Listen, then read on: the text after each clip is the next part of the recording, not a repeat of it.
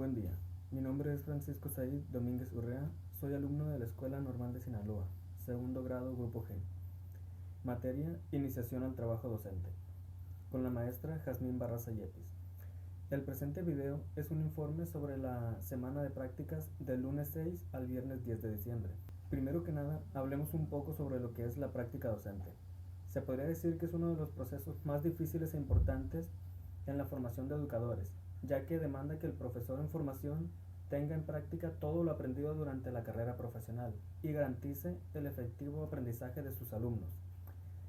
La práctica docente nos permite a los practicantes desempeñar nuestra futura profesión, aprender y pasar a la acción, creciendo personal y profesionalmente. Ahora bien, hablemos un poco sobre el grupo de mis prácticas. El grupo se conformaba por 35 alumnos en total, 21 niñas y 14 niños.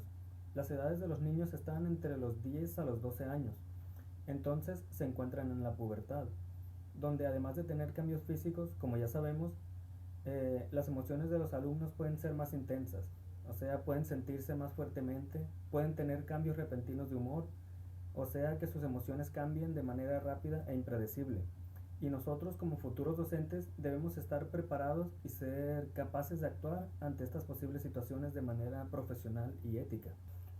Los alumnos de mi grupo aprendían principalmente de manera auditiva y visual, pues comprendían mejor los temas, las explicaciones, las instrucciones y demás de manera auditiva, con ayuda del uso del pizarrón, o sea, visual, pero al momento de leer las instrucciones ellos mismos y tener que realizar las actividades se les complicaba un poco.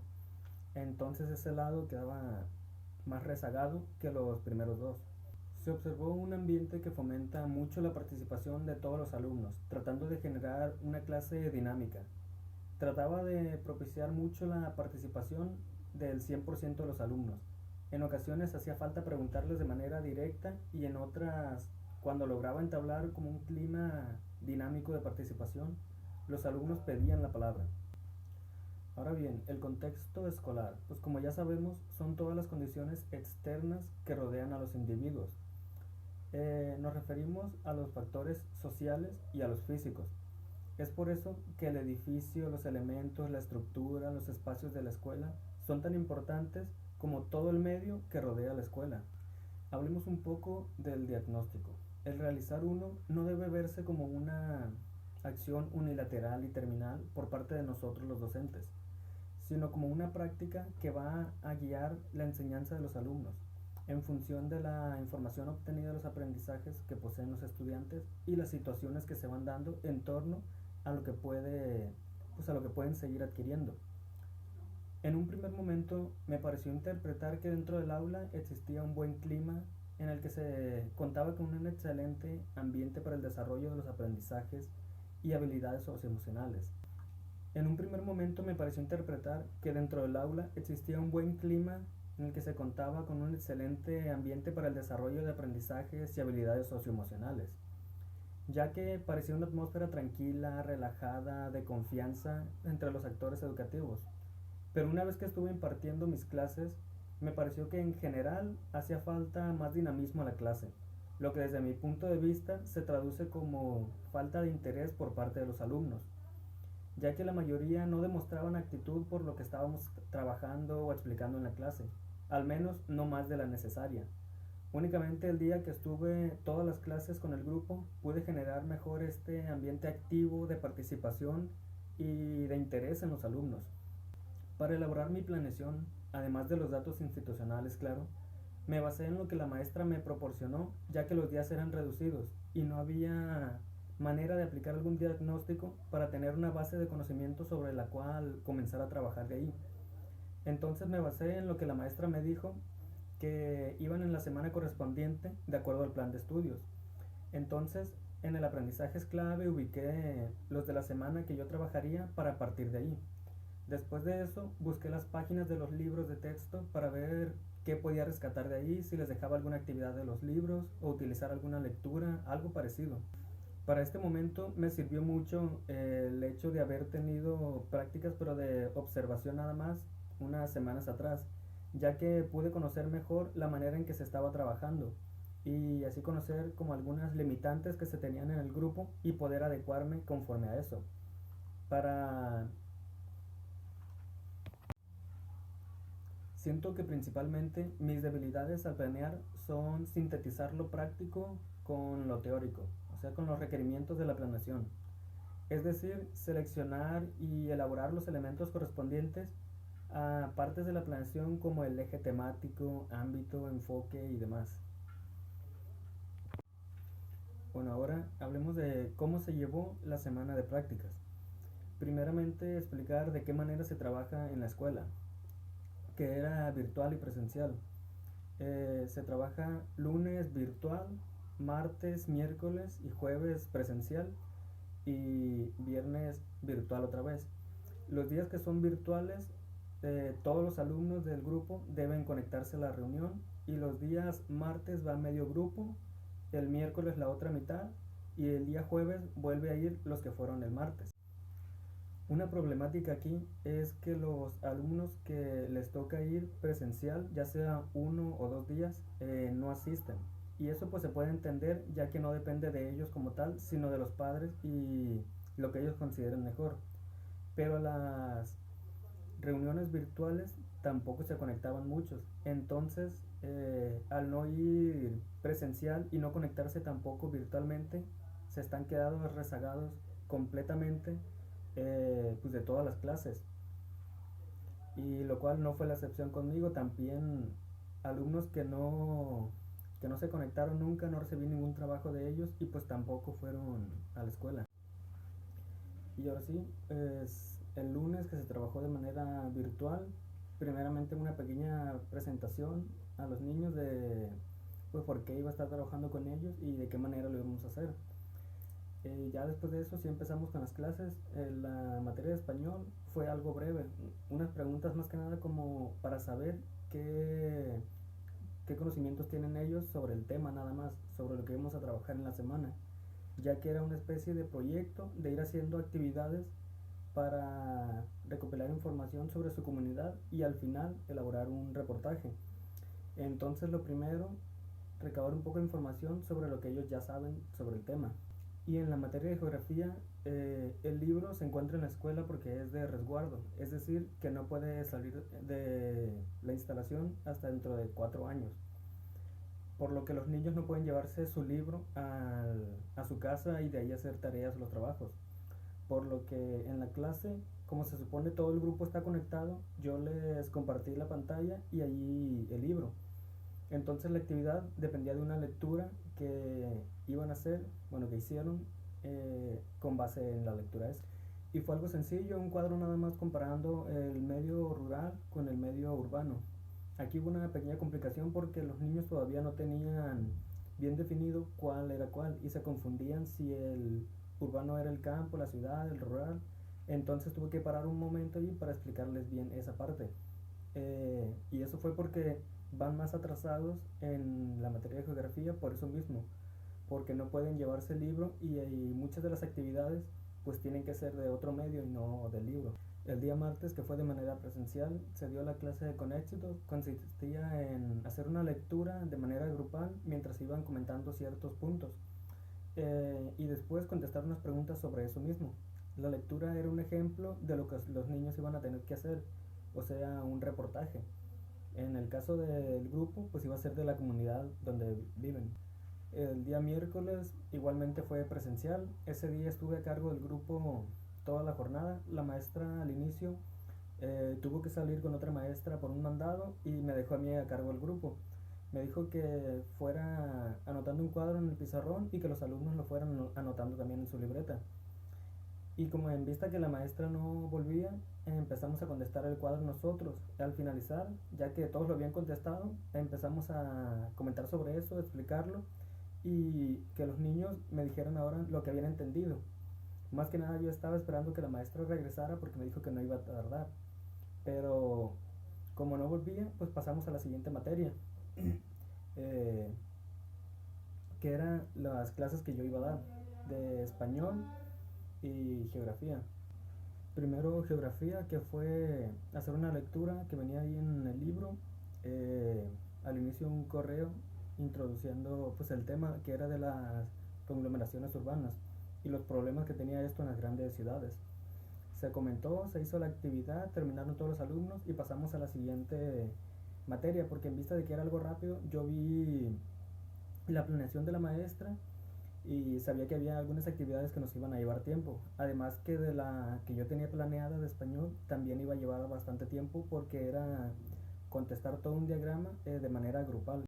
Una vez que estábamos contestando ese diagrama, se alargó un poco porque se desviaba un poco el tema o no sabían que participar los niños. Y ya que iba a llegar la hora del receso, pues para motivarlos yo, les dije que si lo terminábamos rápido, saldrían 5 minutos antes. Entonces los niños pues, se motivaron más a comentar, a participar y de esa manera logramos que terminaran el cuadro más rápido pues, de lo previsto. Luego de eso pasamos con matemáticas, que era sobre los porcentajes. Ahí sí había que realizar varias páginas de la guía, la cual yo no tenía, pero ahí los alumnos pues me prestaron para ver. Y una vez que vi, anoté las tablas que había que hacer en el pizarrón y ya fui explicando pues cómo había que hacer cada una. Únicamente el inicio para que los niños entendieran la idea de lo que se debía hacer y ya que pudieran contestarlo ellos. No más que como que se les dificulta, como ya dije, el seguir instrucciones y puesto que es matemática se les complicaba todavía más. Pero al final logramos terminar lo que la maestra tenía previsto pues para esa clase y en ese momento ya llegó la maestra y terminó el día y ya se fueron. Y ya el día jueves, que fue de manera presencial también, fue el día de hacer el proyecto del reportaje, para el cual pues, nos estuvimos preparando durante la semana, buscando información, reflexionando sobre los datos que debe llevar y todo eso. Yo pensaba que al tener que hacer uso ellos de su redacción se les complicaría un poco, pero nada más necesitaron una pequeña explicación de cómo se tenía que hacer y ya ellos pudieron hacerlo pues todo prácticamente. Pequeñas dudas, pero nada realmente importante. Y ya el viernes que fue virtual, solo una clase, algo sencillo, rápido, porque yo en las observaciones anteriores me di cuenta que los viernes tenían educación física. Entonces ni la maestra alcanzaba a dar sus clases completas ese día. Así que pues yo tenía que apurarme con las mías. Por eso las clases que di fue algo ligero y más como una, entre comillas, evaluación para ver lo que ellos habían aprendido. Parte de las preguntas al empezar la semana eran muy similares a las del viernes, pero esto sí lo tenían que hacer nada más ellos con sus palabras. Y uno que otro niño sí sacó de internet, pero pues se nota rápido y fue cuando le hice pues el comentario sobre eso, que me pusiera nada más con sus palabras. No importaba si era poco o que creyera que estuviera mal, pues que era lo que ellos habían aprendido. Una de las dificultades, creo que la más notoria, pues sería lo del libro de geografía, que es de resguardo, como ya dije. Y pues como no puedes salir de la escuela, no se les podía dejar trabajos en los que necesitaran del libro. Por eso hice una actividad general en la que no era necesario el libro. Pero pues igual los que estuviéramos en el salón, ahí pues nos ayudaríamos con él para como mejorar un poco la clase. Otra dificultad que se presentó fue el día que yo di todas las clases. El tiempo no alcanzó. Cuando me di cuenta ya pues lo que faltaba para terminar, traté de apurar con los trabajos, pero aún así faltó una materia nada más. Que pues dijo la maestra que no había problema, eso lo podían hacer en sus casas. Pero igual no estuvo como yo en medido los tiempos.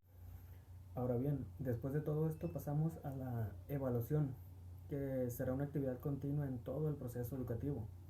Dicha evaluación es de gran relevancia principalmente por dos cosas. La primera es porque nos ayuda a comprobar en qué medida los resultados previstos se han alcanzado en relación a los objetivos propuestos. Y la segunda porque permite replantear la organización de las actividades, pues podría decirse de nuestra planeación. En mi caso escogí la rúbrica como elemento de evaluación. De un lado puse a los alumnos y arriba los aspectos a evaluar, tales como su desempeño durante las clases, la calidad del trabajo entregado, la actitud que demostraron, entre otros. Y para dicha rúbrica agregué una tabla de calificación para marcar cómo fue el desempeño de cada alumno y pues en cada aspecto. Pude evaluar a la mayoría de alumnos. Hubo algunos que debido a que nunca se presentaron ni de manera virtual ni presencial, y algunos pocos que la evaluación no fue la mejor ya que solamente se conectaron una vez o dos, o no fueron cuando les tocaba presencial. Pero a un 90% más o menos se les pudo evaluar como es debido. Siento que una de las debilidades de mi práctica fue que a veces me costaba mantener un nivel conceptual de mi explicación en uno que los niños pudieran comprender sin problemas. Como que me falta interactuar más con los niños de esa edad para comprender qué palabras son nuevas para ellos o qué palabras comprenden ellos.